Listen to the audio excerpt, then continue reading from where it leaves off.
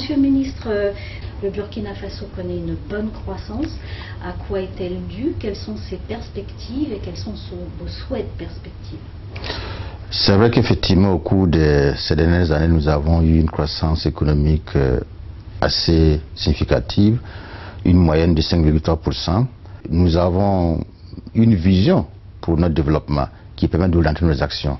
Nous avons engagé beaucoup de réformes au cours de la période qui commencent à porter les fruits, qui ont un impact sur la croissance. Réformes au niveau de l'environnement des affaires, nous avons créé un environnement qui est propice pour attirer les investisseurs, notamment en termes d'allègement, de facilitation pour qu'ils puissent s'installer.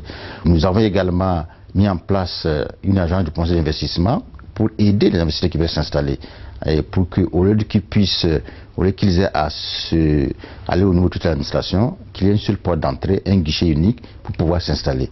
Et tout cela a permis quand même d'encourager l'investisseur à notre niveau. Nous avons également mis l'accent sur des secteurs comme l'agriculture, où l'État a eu à prendre des mesures courageuses de soutien aux producteurs, parce que c'est un domaine où on a un fort potentiel de production, mais aussi un domaine où vit l'essentiel de la population, 80%, et investir dans l'agriculture, c'est également du compte de la pauvreté. Il y a aussi d'autres domaines tels que les mines, pour lesquels nous avons actuellement un fort potentiel et qui ont également contribué à cette croissance-là. Déjà en 2013, nous tablons sur 6,8% et nous pensons que pour les années à venir, on pourra atteindre au moins les 7% par an. Pensez-vous qu'il y a à préserver les terres? Quelle est votre politique dans ce sens? Alors, en la matière, il faut dire que le Burkina a quand même anticipé, et nous avons adopté une loi de réforme agraire qui clarifie clairement le statut des terres.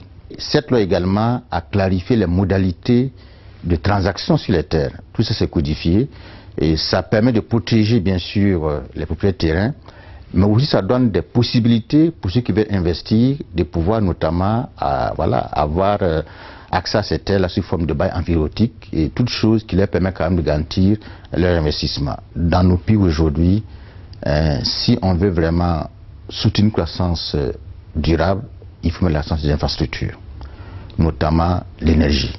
En dehors de ça, un pays comme le Burkina, nous sommes un pays continental, la question du transport c'est extrêmement important.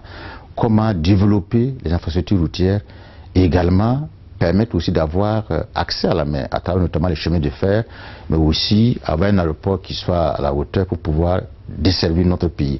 Concrètement, quels sont les projets d'infrastructure et quelle somme totalise-t-il?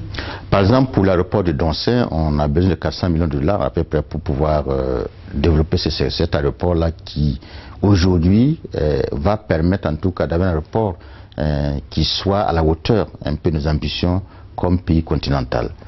Nous pensons qu'aujourd'hui, au plan technologique, il y a quand même beaucoup d'avancées pour qu'on puisse produire l'énergie à partir du solaire. Nous avons des grands projets que nous avons initiés avec certains de nos partenaires, notamment l'Union européenne et l'AFD au niveau de la France, et qui nous accompagnent. Et on a un projet qui va faire autour de 30-35 MW supplémentaires qui vont venir donc s'ajouter à ce que nous avons au niveau thermique.